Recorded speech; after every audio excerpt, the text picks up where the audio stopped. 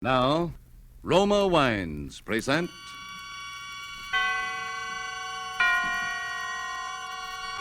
Suspense. Tonight, My Wife, Geraldine, starring Edward G. Robinson.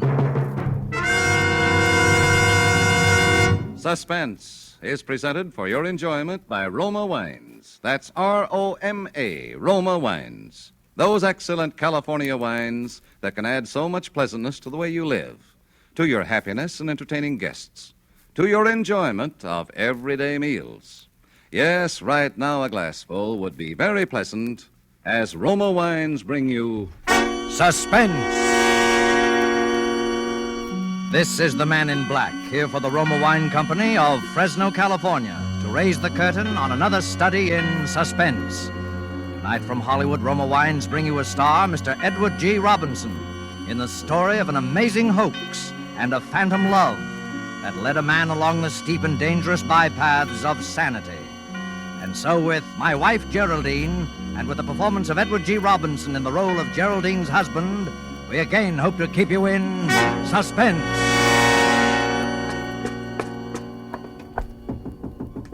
Mr. Graham. Mr. Graham. I know you're in there, Mr. Graham. You'd better open up. It's important. All right, I'll use my passkey then. Oh, why are you sitting in the dark, Mr. Graham? Go away. Leave me alone. I've something to tell you.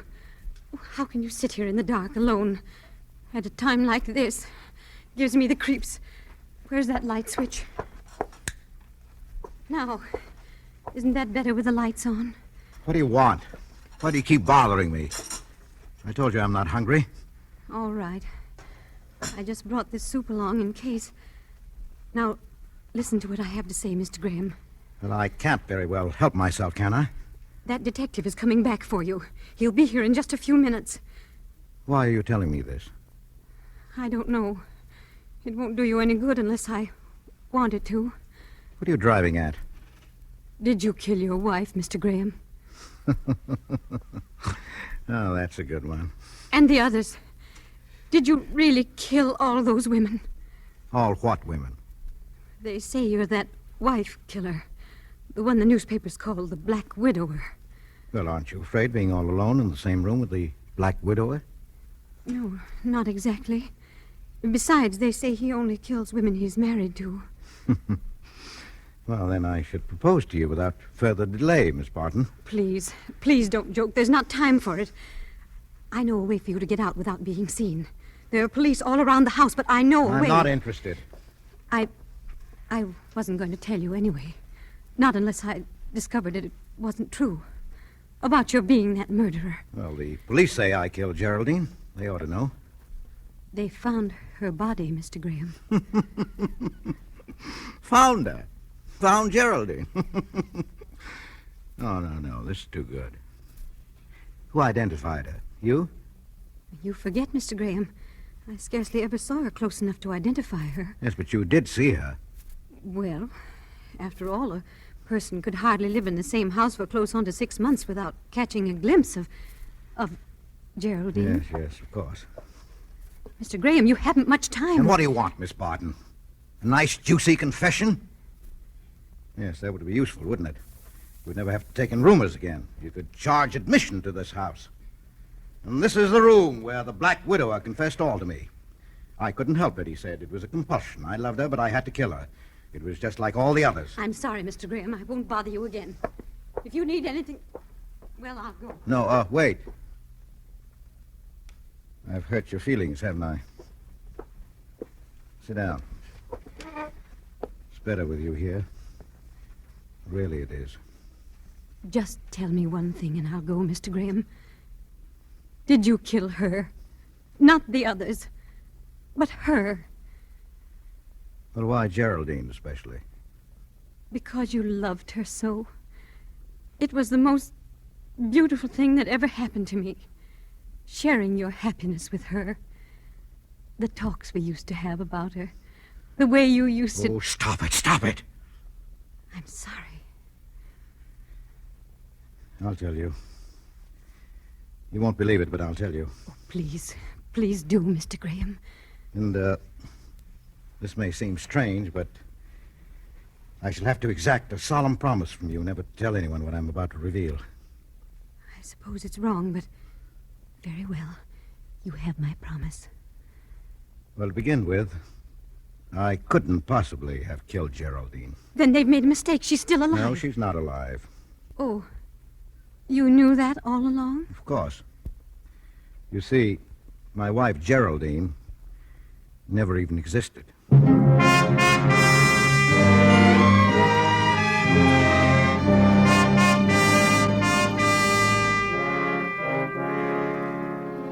Tonight for Suspense, Roma Wines are bringing you as star Mr. Edward G. Robinson, whom you have heard in the prologue to My Wife, Geraldine, a radio play by Robert Tallman from a story by Lawrence Marcus. Tonight's tale of Suspense.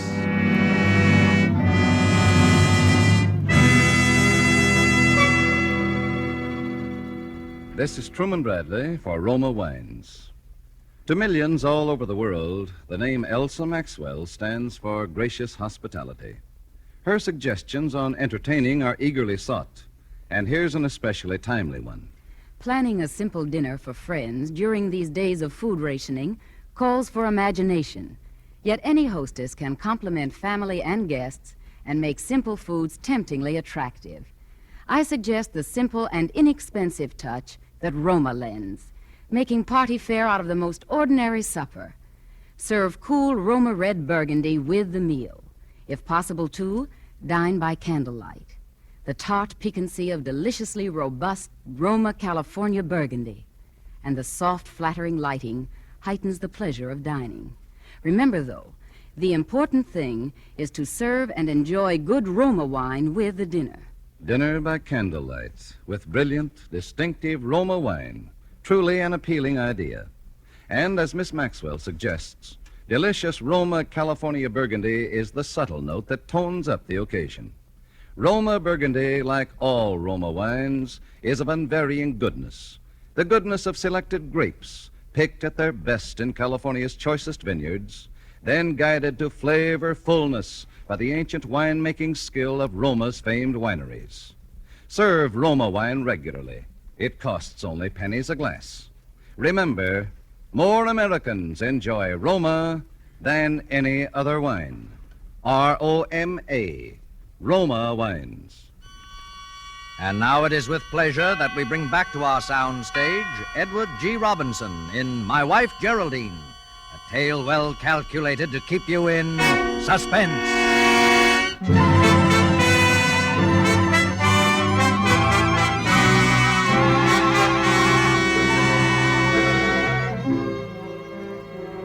I'd better go back to the beginning, before Geraldine, shall we say. I was a bachelor, Miss Barton, what they call a confirmed bachelor. My mother was left a widow at the time of my life when most young men start going out with girls. She was an invalid. Well, you know how it is. It's an old story. In those days, Geraldine was only a sort of vague picture in my mind. She didn't have any name. She was only the girl that I hoped one day to marry. As the years passed by, the hope faded. But as it faded, the image of the girl became more vivid. I'd always admired Geraldine Farrar, and so I named my dream girl Geraldine. I used to ride the commuting train to my job in the city, and I got to know all the regular commuters who rode in the same smoking car. They were all married men, and... Good morning, Holmes. Oh. Morning, Jackson. Smith. Hello, Graham. Hello. Say, fellas, did I tell you my wife's expecting again? You don't say. Well, congratulations, Smith, old boy. Thanks. How's about a bet? $5 says it's another girl. I'm betting on twins. Odds 1,000,000 to 1. What's your bet, Graham? My bet? Oh, well, I don't have any children, you see, and What's your wife raise? Pekingese poodles? Yeah. Now that I think of it, you've never mentioned your wife in all the times we've been riding together, Graham. Well, my wife, Geraldine, I'll show you her picture someday. She must be a raving beauty. Graham wouldn't be so quiet about it. Huh, fellas? I always knew Graham was nursing some secret. Now it's out. An extravagant wife. No, Geraldine is not extravagant. I don't like your tone of voice, Holmes. You're speaking of my wife. Oh, no, wait a minute. He was only kidding. I can see you haven't been married very long, Graham. I don't believe he's married at all. Oh, you don't? Well, let me tell you something. Not all marriages are like yours. Some people stay in love. I think I may safely say that Geraldine and I will always be in love.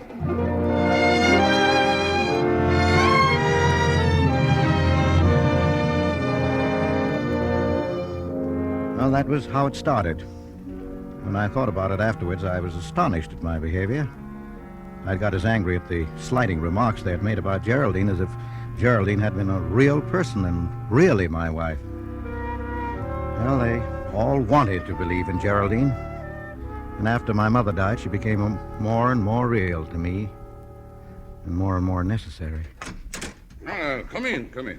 You sent for me, Mr. Potter? Yes, Graham. Have a chair. Cigar? Oh, thanks.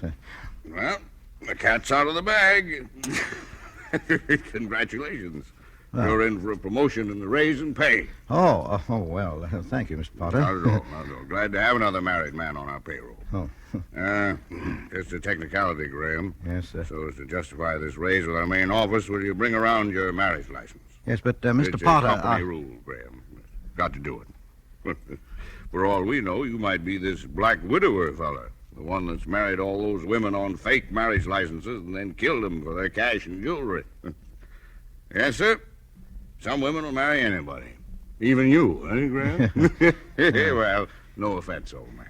Well, I guess I better be getting back to the job. That's the spirit. Don't forget that marriage license. No, sir, I won't forget.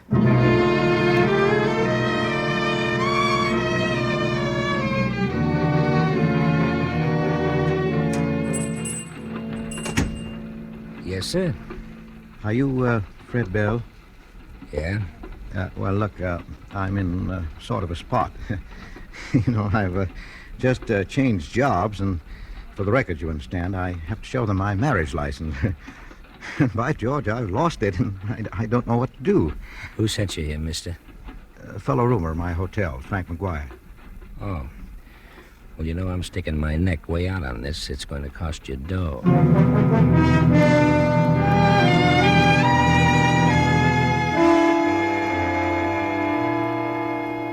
And now it became necessary for me to change my mode of life even more.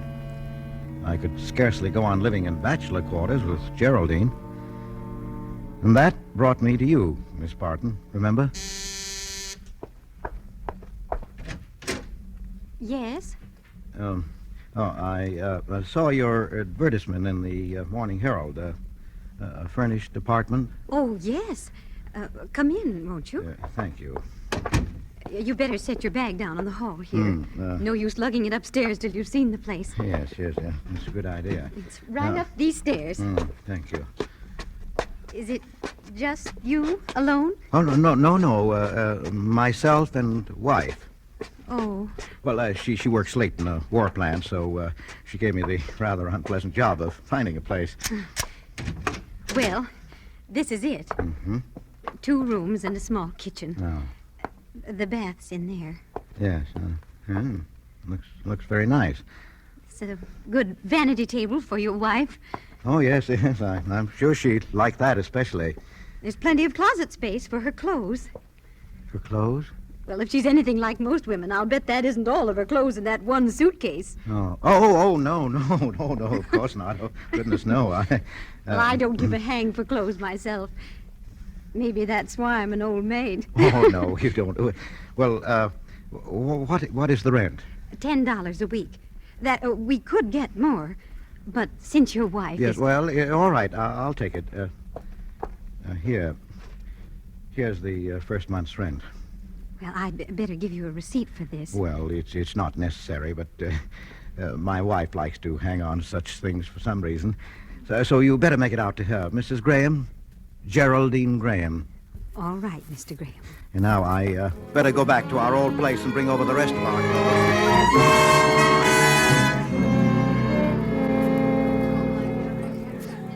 What size does your wife wear, Mr. Graham? Why, I don't know exactly. What size do you... Well, I wear 16. She'll probably be in to have them altered anyway. Now, here's a little model that just came in. Oh, no. That won't do at all. That's much too fussy for Geraldine. Well, perhaps it would help if you could describe her for me. Well, she has a kind of a gentle dignity in bearing, if you know what I mean. Her hair is taffy-colored with little gold lights in it. And her eyes. Her eyes are a kind of a luminous gray-green color. Some days they look green, and other days they're gray with gold flecks in them.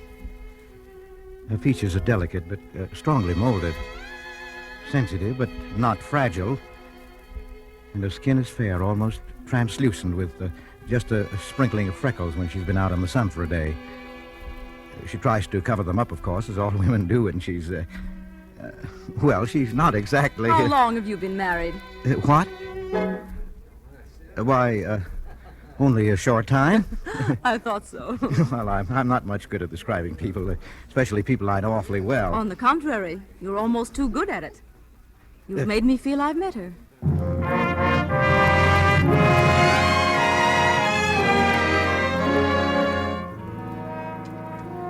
You see, she was becoming more and more definite all the time. Remember how you dropped in to see me, us, that day? Oh, come in, Miss Barton. I thought I could help you with your unpacking. Well, perhaps you could help with my wife's things.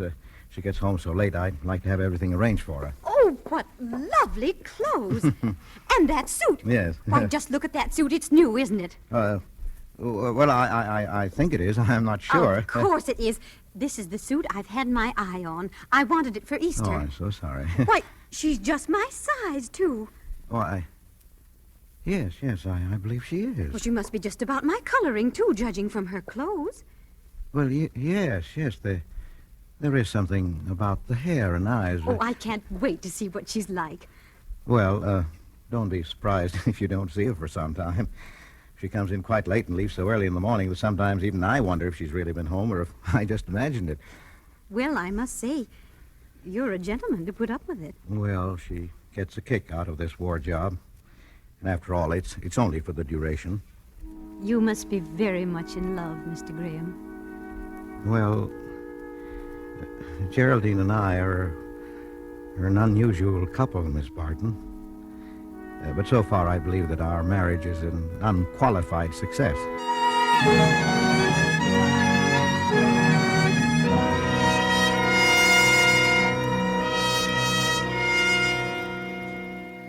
And so the legend of Geraldine grew. The fellows at my office used to kid me about my ideal marriage. Hey, Jack, what's the matter with Graham? He hasn't phoned his wife for nearly an hour. Oh, come now. Maybe they had a fight. Not Romeo and Geraldine, Graham.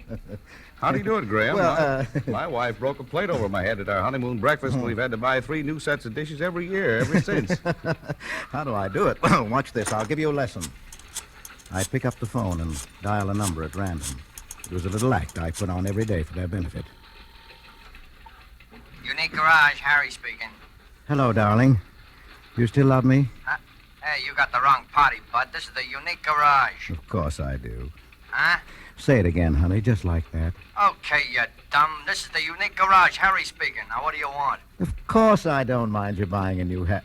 Was it the crazy little one with the bird on it? The one you told me about? Listen, I got no time for gags. Are you a friend of somebody here? Well, what do you say we go out to a show tonight and break it in, hmm? Break what in? Why, of course I've missed you. I can't be away from you for 10 seconds without feeling lost and lonely.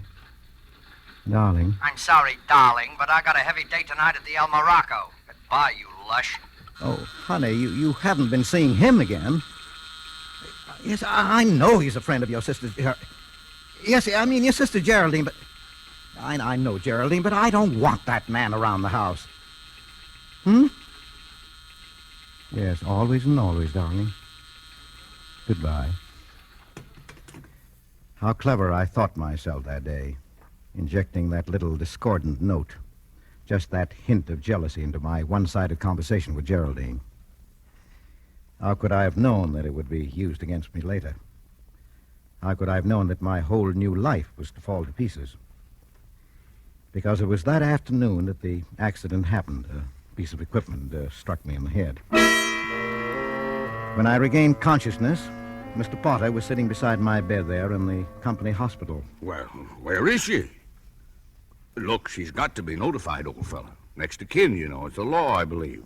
If she isn't at home... Now, please don't ask me any more questions. Now, look here, Graham. Forget that I'm your employer. Think of me as a friend. You can tell me. What is it? Has she left you? No. Well, then where is she? Well, I won't say any more. I was going to tell you everything, but I know you wouldn't believe me. I'll just say this. There's no use you're looking for her. You won't find her. You don't want the police mixed up in this, do you, Graham? Oh, I don't care. I'll go to prison. I'll do whatever I must, but I won't answer any more questions about Geraldine.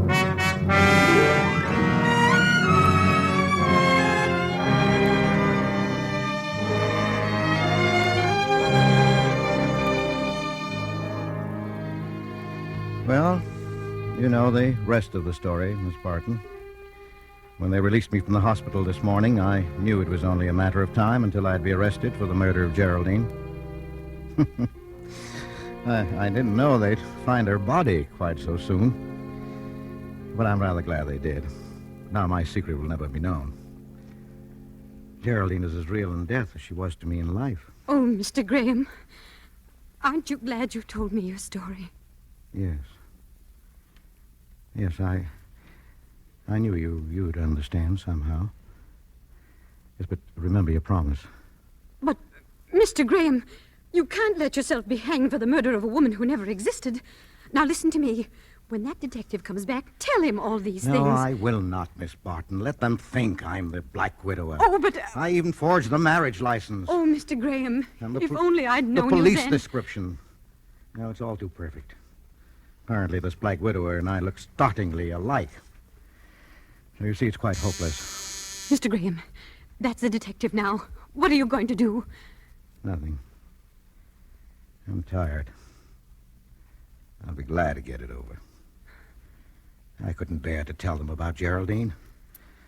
I couldn't stand for people to read about her and me in the papers and go about making cruel jokes over us. I don't care about saving my own life at that cost. Oh, please. That's why I made you give me your solemn promise to keep our secret, Miss Barton. But before they come in, I'd just like to say, you've been wonderful. You know, you're rather like Geraldine. Mr. Graham, oh, George, my poor dog. All right, put the bracelets on him, Riley. Bring the woman along for questioning. Just a moment, officer. You're making a terrible mistake. Listen to me. He is not the Black Widower. We know that, lady. They picked that one up in Albany a couple of hours ago. You found the Black Widower. Oh, George. What's that? My goodness. But your friend, Mr. Graham here, has still got some explaining to do. Such as? Such as what happened to his wife. We've got a corpus delicti and everything, you know. Well, very well, officer. I guess Will you be quiet, George? Officer, can I believe the evidence of my own ears? Do you say there is some question regarding Mr. Graham's wife? That's right. His wife. Well, it seems to me that a lot of trouble could have been spared if you had asked me about it. What do you mean? Now, please, my dear. You promised. Please, you see, I am Geraldine Graham. Well, I don't want... Hey, listen, what's this? You're his wife. He has no other. Now, please, it's very kind of you, but it's no use. You see, officer, you won't believe me, but Geraldine never existed. Officer, my husband has had a very serious accident. He isn't quite right in the head yet, and you are not helping matters. Oh, Riley, get that phone, will you? Sure. Now then, let's get this straight once and for all. Riley speaking. What? Yeah? Hold everything. Huh? Hey, it's headquarters on the phone. They've identified that woman's corpus delicti. Her name is Oymansud Bovak. She fell off a tugboat. Well, why didn't they say so in the first place? Well, folks, it looks like we had a little misunderstanding all around. You know how it is. Well, take care of yourself, Mr. Graham. Goodbye, Mrs. G. I'm pleased to have made your acquaintance.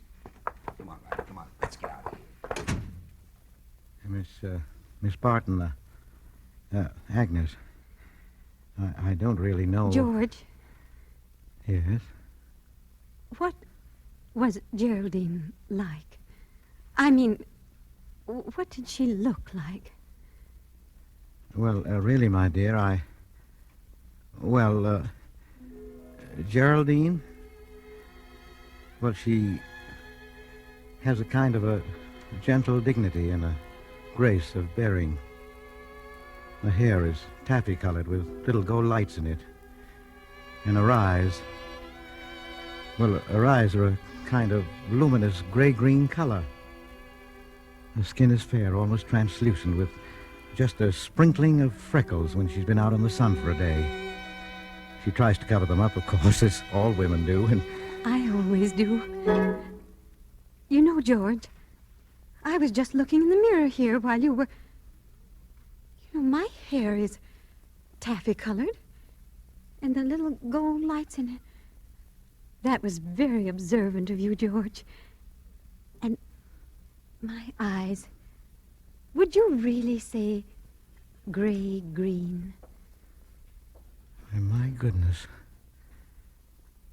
My goodness, I do believe... Miss Agnes, do you suppose... That we could be married immediately? I rather think that can be arranged. And thank you for your nice proposal. My dear. Darling. Oh. George, what is Geraldine going to think of all this? She'll be furious.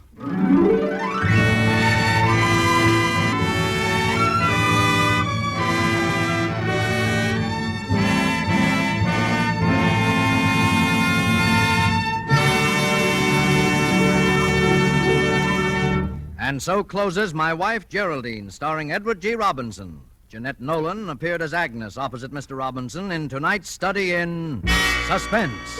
Suspense is produced, edited, and directed by William Spear. Before Mr. Robinson returns to our microphone, this is Truman Bradley for Roma Wines. One woman recognized as knowing all the niceties of entertaining is the world-famous hostess, Miss Elsa Maxwell. She has this to say about simple wartime entertaining. Good friends and good Roma sherry. These are the makings of a pleasant evening. Roma, California sherry is ideal for any occasion, before dinner with appetizers or during friendly afternoon or evening visits. You and your guests will enjoy the light, nut-like flavor of glorious amber-colored Roma sherry. And for fullest enjoyment, serve cool. Delicious and distinguished as they are, Roma wines cost only pennies a glass. Serve and enjoy them often. Remember, more Americans enjoy Roma than any other wine. R-O-M-A, Roma wines. And next time you use vermouth, sweet or dry, choose Roma vermouth. Zestful, full-flavored Roma vermouth is blended, mellowed, and developed with all the traditional wine-making skill of Roma wineries, yet surprisingly low-priced. Try Roma vermouth soon, won't you? This is Edward G. Robinson. I have certainly enjoyed appearing here this evening on Suspense, and I want to tell you how much I'm looking forward to hearing next week's broadcast in the series. My friend James M. Cain, who wrote Double Indemnity, in the film version of which I had the honor of appearing this year, is the author of another wonderful suspense story called Love's Lovely Counterfeit. You will hear it next Thursday, and your star will be Mr. Humphrey Bogart. Remember him? I used to knock him off every morning before breakfast. Well, that sounds like quite a show, and I know you won't want to miss it. Edward G. Robinson is currently starring in the international production The Woman in the Window. Next Thursday, same time, Mr. Humphrey Bogart will be your star of Suspense. Presented by Roma Wines, R-O-M-A, made in California for enjoyment throughout the world. This is CBS, the Columbia Broadcasting System.